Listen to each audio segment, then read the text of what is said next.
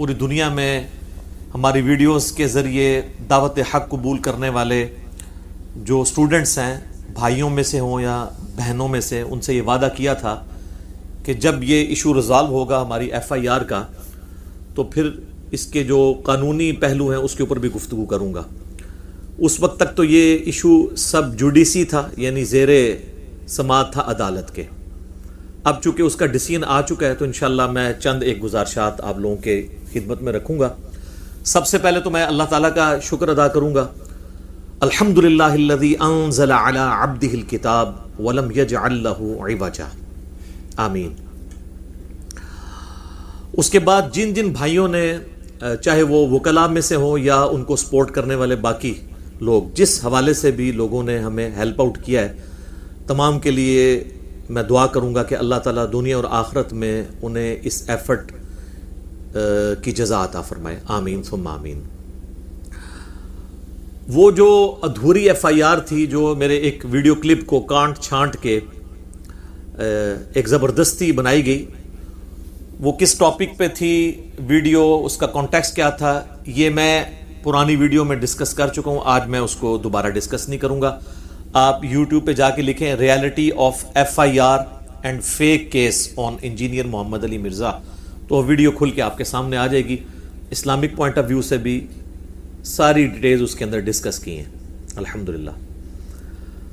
اس case کے against جو ضمانت والا معاملہ تھا وہ تو ہماری اسی لوکل کورٹ سے ہی ہو گیا تھا۔ اس کے بعد ہم نے یہ ارادہ کیا فوراً ہی کہ جو FIR انہوں نے ایک میلافائڈ انٹینشن کے ساتھ ہمارے اگینسٹ بنائی ہے، یہاں کی لوکل جو پولیس ہے، پنجاب پولیس،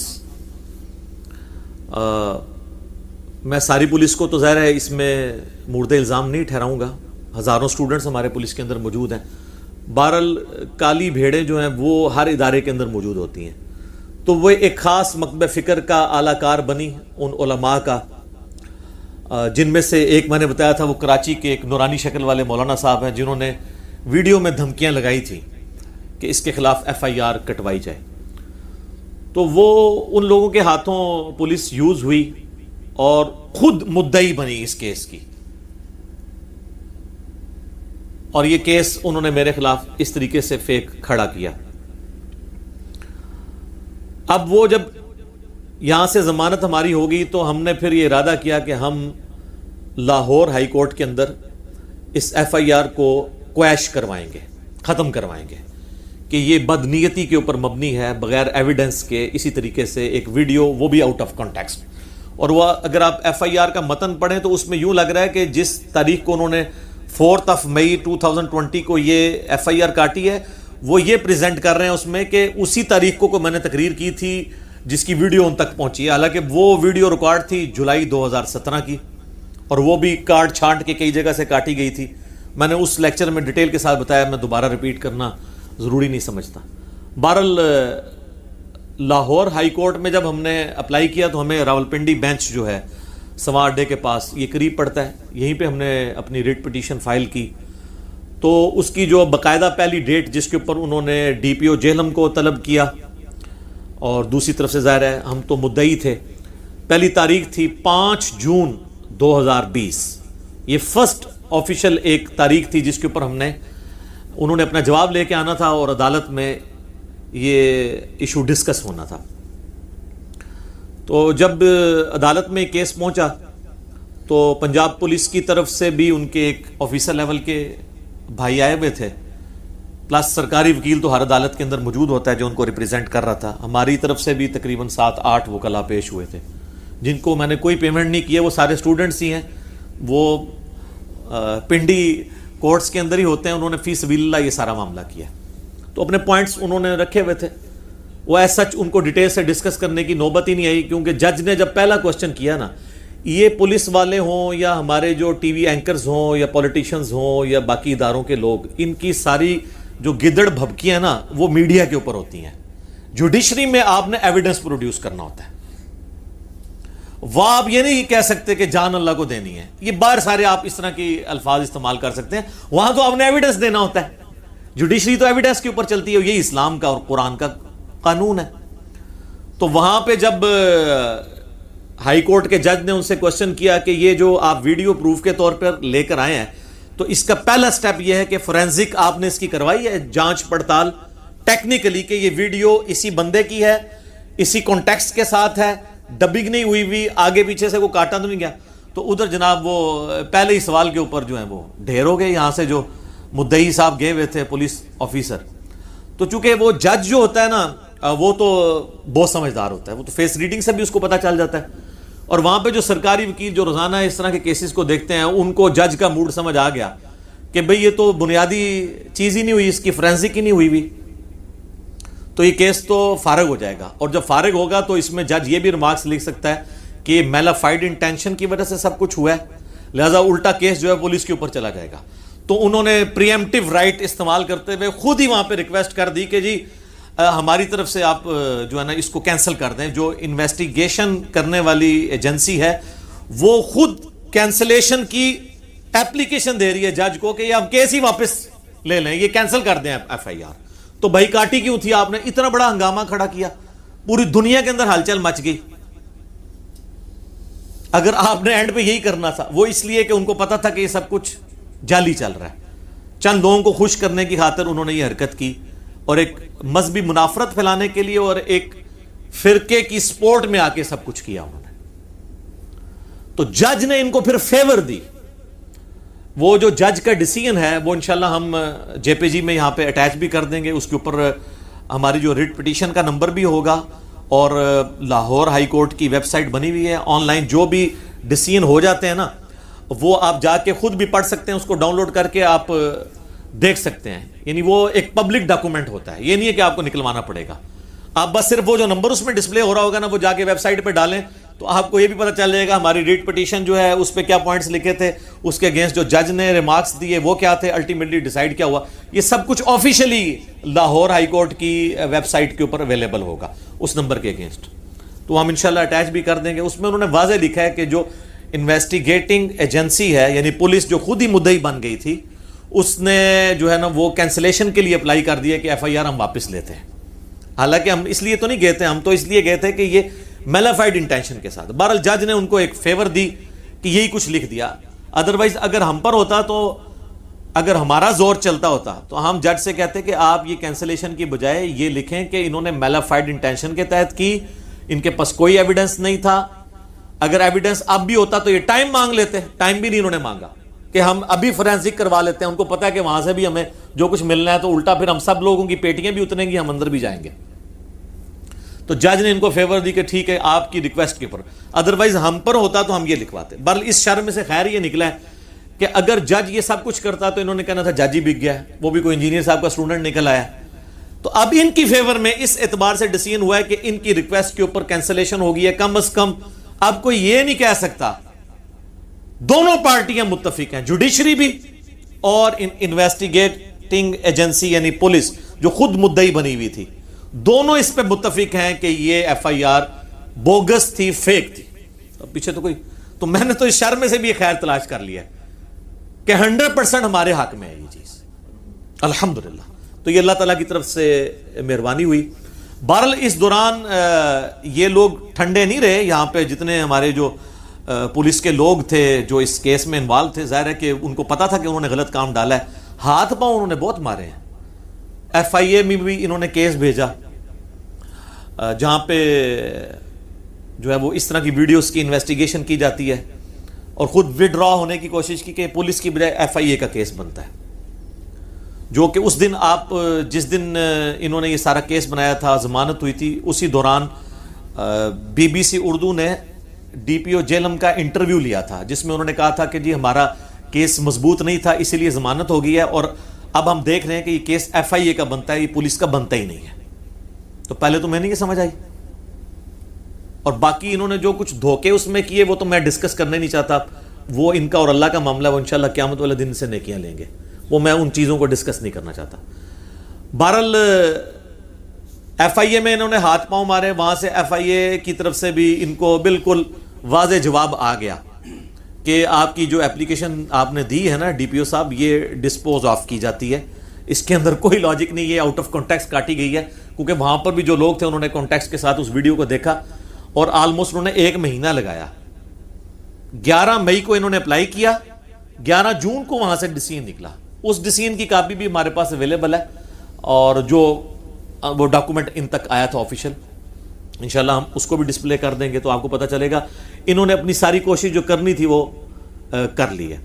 باقی اس پورے ایپیسوڈ میں مخالفین کے لیے یہ درس عبرت ہے کہ آئندہ کے لیے کوئی اس قسم کی حرکت پرفارم نہ کرے, کیونکہ ہمیشہ ایسا نہیں ہوگا کہ ہم ٹالرنس کا رویہ اختیار کریں. ہم ظاہر ہے پھر ہم جو ہے وہ ڈیفینسو کی بجائے افینسو موڈ میں بھی جا سکتے ہیں. تو آپ لوگ جہاں جہاں کوئی کوشش کر رہے ہیں, کیونکہ مجھے آئے دن خبریں ملتی رہتی ہیں اور کہ بھی فلاں جگہ بھی کوشش کر رہے ہیں, تو آپ لوگ اس علمی اختلاف کو علمی رہنا دیں, اس کو اپنی ذاتی جنگ نہ بنائیں. ورنہ میں نے پہلے بھی عرض کیا ہے کہ میرا 1 روپیہ بھی نہیں لگنا. میرے تھاؤزنڈز میں اسٹوڈنٹس موجود ہیں وکلاء کے اندر, جو پاکستان کے ہر شہر میں جو چھوٹے موٹے مولوی اٹھ رہے ہیں ان کے خلاف پٹیشن کر سکتے ہیں. ان کی تو مولویوں کی بیچاروں کی تنخواہ کتنی ہوتی ہے, ان کے ساتھ چلنا بھی کسی نے نہیں ہے, اور ایک بار اندر پھیرا لگ گیا ان کا تو یہ روتے پھریں گے. میرا تو 1 روپیہ بھی نہیں لگنا, مجھے جانا بھی نہیں پڑنا. ایون یہ جو ابھی FIR کا ڈیسیژن ہم نے کویش کروائی ہے لاہور ہائی کورٹ سے, جج نے پہلا کوسچن کیا ہے کہ جی وہ پٹیشنر کدھر ہے. انہوں نے کہا جی پٹیشنر تو آئی نہیں ہے, حالانکہ مجھے وکلاء نے کہا تھا آپ نے پیش ہونا ہے وہاں پہ. میں نے کہا یار میں نے وکیل آپ کو اس لیے بنایا کہ مجھے نہ آنا پڑے, میرے ساتھ سیکیورٹی تھریٹس لگے ہوئے ہیں اور ایشوز ہیں, میں تو اس طریقے سے نہیں نکلتا ہوں اپنے شہر سے باہر, اور کئی ایشوز ہیں. تو انہوں نے کہا اگر انہوں نے پٹیشن خارج کر دی, میں نے کہا جی کر دیں, جو اللہ کی مرضی. اس لیول تک بھی میں اترا تھا, لیکن وہ اللہ کا شکر ہے پہلی پیشی میں ہی لاہور ہائی کورٹ نے کویش کر دی ان کی FIR, اور ہمارے حق میں اللہ کی طرف سے یہ فیصلہ ہوا. تو جو لوگ بھی یہ کوشش کر رہے ہیں تو ان کو میں کہوں گا اس سے عبرت حاصل کریں, اور پوری زندگی کے لیے وہ ذلیل ہوں گے. اور باقی مجھے تو کوئی نقصان نہیں ہے, میرے بھائیوں کو, میری فیملی کے لوگوں کو پتہ ہے میں الحمدللہ بڑے مضبوط اعصاب کا بندہ ہوں. یہ میرا کمال نہیں ہے, اللہ کی طرف سے. تو مجھے اس طرح کی چیزوں سے نہ تو کبھی میں ڈسکریج ہوتا ہوں, کبھی میری باڈی لینگویج ڈیفینسو موڈ میں نہیں جائے گی, میں اور آگے گرجوں گا. اور اگر میں نے پہلے 100% آپ کو ایکسپوز کیا ہے, اب 1000% اور کر دوں گا. تو اس کا آپ یہ تو سوچ لیں کہ بھئی اس کا آپ کو فائدہ کوئی نہیں ہونا. مجھے کیا فائدے ہوئے آپ دیکھ لیں, پورے انٹرنیشنل میڈیا کے اوپر, اخبارات کے اندر اور مین الیکٹرانک میڈیا میں چیزیں ڈسکس ہوئیں, اور ویکیپیڈیا نے اس ایونٹ کے بعد میرا پیج خود بنا دیا انجینئر محمد علی مرزا کے نام سے. تو یہ شر میں سے کتنے خیر نکلے ہیں. تو ہمیں تو کوئی نقصان نہیں ہوا, فائدہ ہی ہوا ہے الحمدللہ. باقی ان کا اپنا حال یہ ہے, میں نمونے کے طور پہ کئی دفعہ پہلے بھی عرض کیا کہ اگر ہم FIR بنوانے پہ آئیں تو یہ کوئی بھی نہیں بچے گا. پاکستان, انڈیا, بنگلہ دیش, افغانستان میں 2 بھاری فرقے ہیں جن کا خیر اور شر, میں صرف شر کی بات نہیں کرتا, خیر اور شر پوری دنیا کے اندر ایکسپورٹ ہوتا ہے. نمبر 1 بریلوی اور نمبر 2 دیوبندی. اور ان کے جو بڑے بزرگ ہیں جن کے بارے میں یہ لوگ جھوٹے دعوے کرتے ہیں کہ وہ آپس میں شیر و شکر تھے, وہ شیر و شکار تھے. پرانے بزرگ جن کا نام بھی یہ بغیر وضو کے لینا بے حرمتی سمجھتے ہیں, انہوں نے جو کچھ اپنی کتابوں میں کام ڈالے ہیں, اور وہ کتابیں آج تک چھپ رہی ہیں, کروڑوں FIR ان کروڑوں لوگوں کے اوپر بنتی ہیں. 1905 میں امام احمد بریلوی المتوفا 1340 ہجری بمطابق 1921 میں ان کی ڈیتھ ہوئی. کتاب لکھی حسام الحرمین, نام ہی دیکھیں, حرمین کی تلوار, اور تلوار چلائی انہوں نے دیوبندیوں کے اوپر, علماء دیوبند کے اوپر کفر کے فتوے لگائے, کل 5, ان میں سے ایک غلام احمد قادیانی تھا, 4 علماء دیوبند. اور اس کو کنکلوڈ کرتے ہوئے انہوں نے اینڈ پہ لکھا یہ تمام کے تمام لوگ, یعنی علماء دیوبند اور ان کے ماننے والے, یہ تمام کے تمام لوگ جو ہیں وہ بالاجماع اسلام سے خارج, مرتد یعنی واجب القتل, اور ان کے کفر میں شک کرنے والا بھی کافر. یعنی سارے کے سارے دیوبندی جو اشرف تھانوی صاحب یا رشید احمد گنگوئی صاحب یا اسماعیل امبیٹوی صاحب کے کفر میں شک کریں وہ بھی کافر. تو ساری فارغ ہو گئے نا, کروڑوں لوگوں پہ کفر کا فتویٰ لگا دیا. تو یہ کروڑوں FIR نہیں بنتی ہیں. اچھا, اس کے جواب میں 1906 میں شیخ زکریا کاندلوی جنہوں نے فضائل اعمال لکھی ہے, ان کے مرشد تھے خلیل احمد سہارنپوری, جن کا ذکر انہوں نے فضائل اعمال میں کئی جگہ کیا ہے. انہوں نے 26 سوالات آئے, 26 سوالات علماء حرمین جو اس وقت کے صوفی تھے, 1925 سے پہلے کی بات ہو رہی ہے, کہ جس طرح احمد بریلوی صاحب نے تو آپ کے غلط عقائد ہمیں بتائے ہیں تو آپ کلیریفیکیشن دیں. تو عربی میں انہوں نے کتاب لکھی حسام الحرمین کے جواب میں 1906 میں، المہند علی المفند، ہند کی تلوار ایک سٹھیائے ہوئے پاگل بابے کے اوپر. اور وہ پاگل بابا انہوں نے کسے کہا؟ احمد بریلوی صاحب کو. یہ ان کی لینگویج آپ دیکھ لیں، تلوار سے نیچے بات نہیں کرتے. اور اس میں انہوں نے کہا کہ احمد بریلوی اور ان کی پوری جماعت ایک شیطانی لشکر ہے جو ہم علماء دیوبند رضی اللہ عنہم پر حملہ آور ہو گیا ہے. 14ویں صدی دے مولوی رضی اللہ عنہم تو کروڑوں بریلویوں کے امام کو اور ان کی پوری جماعت کو انہوں نے کیا کہا؟ شیطانی لشکر. تو کروڑوں بریلویوں کی، کروڑوں ایف آئی آر دیوبندیوں کے اوپر بنتی ہیں؟ نہیں بنتی. تو یہ آپس میں کیوں نہیں کٹواتے ایک دوسرے کے اوپر؟ اس لیے کہ یہ نورا کشتی کھیل رہے ہیں. وہ پری پلانڈ ہوتی ہے نا نورا کشتی، تاکہ دونوں کے اپنے اپنے، جنہوں پنجابی جیسے کہنا ٹھیے قائم رہیں. میکڈونلڈ بھی چلتا رہے، کے ایف سی بھی چلتا رہے، البیگ نہ آ جائے بیچ سے، جو آ چکا ڈرونا خواب ان کا. اور ان ساری باتوں پہ میں صرف ان کی پبلک کو ایڈریس کروں گا اور بڑے احترام کے ساتھ کہ مرنے سے پہلے اے مسلمان کر لے اس پہ غور، کتابوں کا خدا اور ہے، بابوں کا خدا اور. بابے بھی اسی خدا کو مانتے ہیں، لیکن جو کوالٹیز کتابوں میں آئی ہیں ان کے ساتھ نہیں، اپنے نظریات کے ساتھ. کہنے کو تو دین سب کا اسلام ہے، لیکن صوفی بھی کہتے ہیں ہم اسلام کو فالو کر رہے ہیں، سلفی بھی کہتے ہیں، حنفی بھی کہتے ہیں، دیوبندی بھی کہتے ہیں، بریلوی بھی کہتے ہیں. کہنے کو تو دین سب کا اسلام ہے، لیکن کتابوں کا جہاں اور ہے، بابوں کا جہاں اور. یہ دنیا کوئی اور ہے میرے بھائی. تو یہ اگر ہم حرکت کرنی شروع کریں تو ہم ان سب کے سب لوگوں کو پھنسوا سکتے ہیں، لیکن ہم اس طرف نہیں جا رہے. باقی یہ یاد رکھیے گا، یہ مجھے جو علماء مناظروں کے چیلنج کرتے ہیں، تو پہلے اللہ کے بندو جو تم لوگ صدیوں سے اپنے فرقے بنائے بیٹھے ہوئے ہو اور ایک دوسرے کے پیچھے نمازیں پڑھنے کے قائل نہیں ہو، تم آپس میں مناظرہ کرو نا اور کسی رزلٹ پہ پہنچو. جو جیت جائے فائنل میرے ساتھ کھیل لے.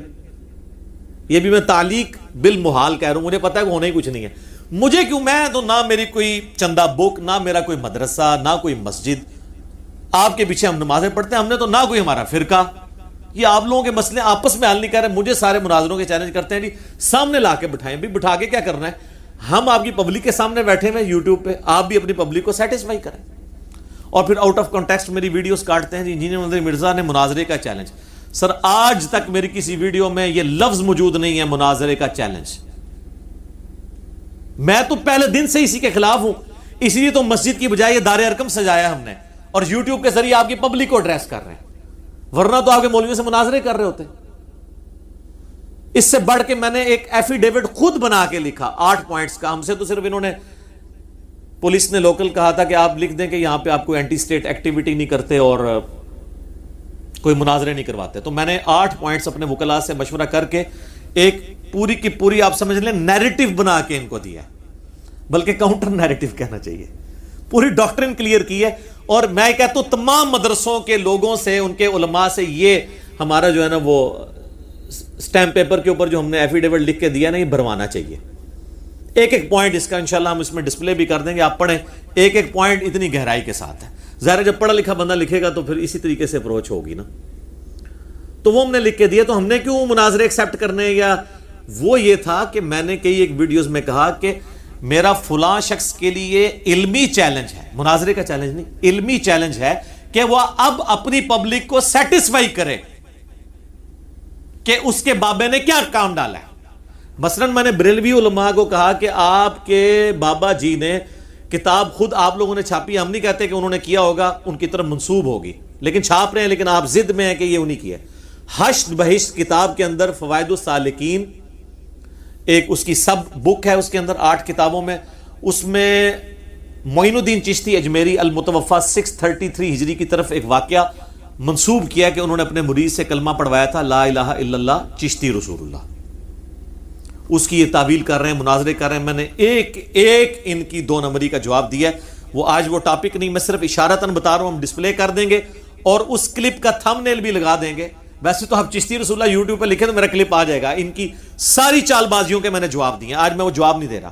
تو آپ اپنی پبلک کو سیٹسفائی کریں کہ یہ بابا جی نے کیوں ایسا کام کیا، یا اگر انہوں نے نہیں کیا تو آپ لوگ چھاپ رہے کیوں ہیں. اس کی بجائے وہ کہتے ہیں آپ مناظرہ کر لو. بھئی آپ اپنی پبلک کو سیٹسفائی کرو.